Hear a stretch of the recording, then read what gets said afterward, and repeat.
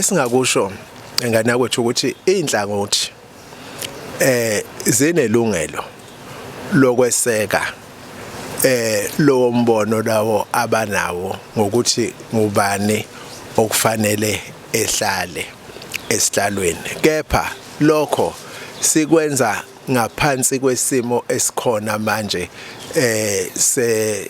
sentando yeningi elawulwa ngumthethosisekelo nokubusa komthetho.